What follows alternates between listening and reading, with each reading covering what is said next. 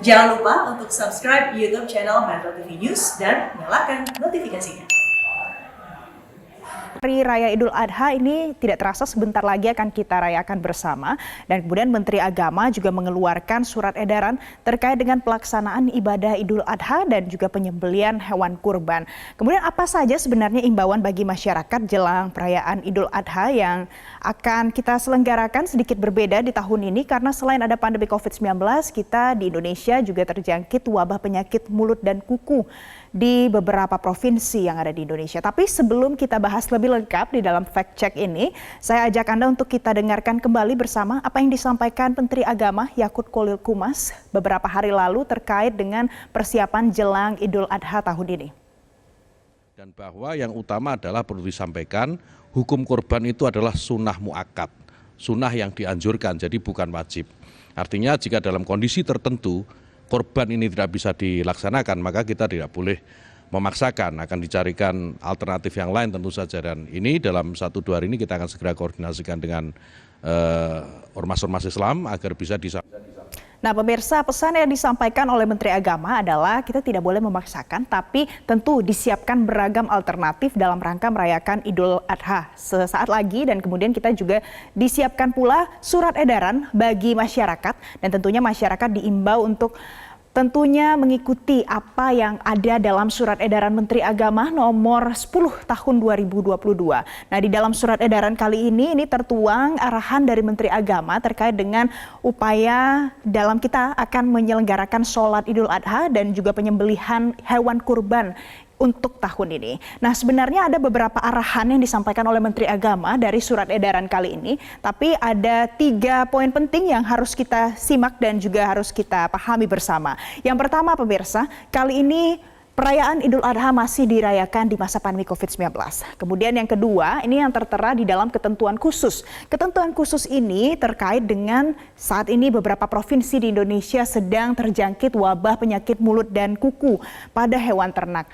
Nah, di dalam ketentuan khusus ini, Kementerian Agama mengarahkan supaya masyarakat yang akan berkurban nantinya ini bisa menyalurkan kurbannya di beberapa instansi yang memang memenuhi syarat untuk melakukan penyembelihan hewan kurban. Misalnya mulai dari Badan Amil Zakat, kemudian Lembaga Amil Zakat, dan juga ada lembaga-lembaga lain yang nantinya memiliki syarat dan juga standarisasi tertentu sesuai dengan yang sudah ditetapkan oleh pemerintah. Selain itu, untuk beberapa daerah yang kemudian saat ini sudah terbukti sesuai dengan fakta terjangkit dari wabah PMK ini, nantinya akan ada beberapa kriteria yang sudah disiapkan oleh pemerintah untuk dipahami bersama. Bagaimana syarat-syarat hewan yang nantinya bisa dijadikan hewan kurban? Apa saja kriterianya? Kita akan lihat di slide selanjutnya. Kriteria hewan kurban khususnya pada saat masa wabah PMK melanda beberapa provinsi di Indonesia. Yang pertama, ini ada jenis hewan ternak yang cukup umurnya, dan ini ada unta, ada kerbau, ada sapi, dan juga ada kambing pemirsa. Ini tertera juga di dalam surat edaran nomor 10 tahun 2022, dinyatakan kalau berkurban unta minimal 5 tahun, kemudian kerbau dan sapi 2 tahun, dan yang terakhir adalah kurban kambing dengan usia minimal 1 tahun. Dan selain itu yang perlu diperhatikan dengan seksama pada saat memilih hewan kurban, ini sudah harus dipastikan kondisi hewan dalam keadaan sehat. Apa saja ciri-cirinya? Pertama, tidak menunjukkan gejala klinis PMK. Misalnya kita bisa lihat ada air dan juga lendir yang berlebihan dari hewan ternak tersebut, atau kemudian ada selaput yang ditemukan di daerah kuku dan juga mulut hewan. Dan kemudian yang harus dipastikan terakhir adalah tidak memiliki cacat. Termasuk salah satu contoh cacatnya adalah kuping dari hewan tersebut utuh, sempurna, dan tidak terdapat luka ataupun cacat apapun. Nah, selain dari menentukan hewan yang akan dipilih ini, yang harus dipastikan juga adalah pada saat Anda melakukan penyembelihan kurban, ini dipastikan mulai dari proses penyembelihan sampai dengan distribusi ke masyarakat, dipastikan harus sesuai dengan standarisasi pemerintah. Selain itu, saya ajak Anda juga kita lihat sebenarnya bagaimana penyebaran wabah PMK di Indonesia ini sudah terjadi sampai dengan saat ini. Nah, pemirsa, terkait dengan data terkini ini bisa kita akses bersama secara daring dari laman resmi milik pemerintah di siagapmk.id. Jadi siapapun bisa akses, kita semua bisa melihat bagaimana perkembangan dari wabah PMK ini di beberapa provinsi. Dari data terakhir tadi sebelumnya saya sudah cek ada 19 provinsi yang sudah dinyatakan tertular wabah PMK ini.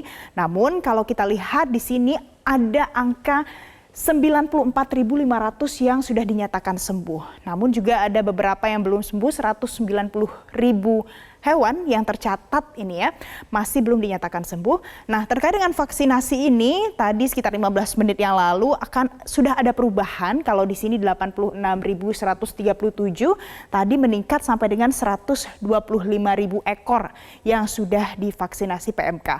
Kita lihat bagaimana perbandingannya sebenarnya total target vaksinasi dan yang sudah divaksin sejauh ini di Indonesia. Di slide selanjutnya pemirsa. Nah, vaksinasi PMK di Indonesia. Jadi, saat ini pemerintah mengantisipasi wabah ini dengan menyiapkan setidaknya ada 3 juta dosis vaksinasi PMK untuk hewan ternak yang terjangkit ataupun hewan ternak yang berada di seluruh Indonesia. Di tahap 1 ada 800.000 dosis yang sudah disiapkan dan diusahakan untuk didistribusikan. Di tahap kedua ada 2,2 juta dosis dan total populasi sapi saat ini di Indonesia ada 18 juta ekor sapi tersebar di seluruh Indonesia. Dan target pemerintah untuk melakukan vaksinasi ini adalah 70%-nya. Tadi pada saat saya cek di laman resmi Siaga PMK, jumlah yang sudah divaksinasi ini sudah mencapai 125.000. Namun kalau kita lihat dibandingkan dengan total populasi sapi, sebenarnya masih belum menyentuh angka 1% saja. Tapi kita yakin dan percaya bahwa sampai dengan saat ini pemerintah tentu masih mengupayakan vaksinasi bagi hewan ternak semaksimal mungkin. Nah, pemirsa, itu tadi adalah paparan terkait dengan bagaimana kondisi wabah PMK sebenarnya saat ini terjadi di Indonesia. Namun tentu menjelang Idul Adha kita harus memperhatikan surat edaran yang sudah dikeluarkan secara resmi oleh pemerintah. Dan nantinya kita juga berdoa dan juga mengharapkan yang paling baik vaksinasi PMK dan wabah PMK ini segera berakhir di Indonesia.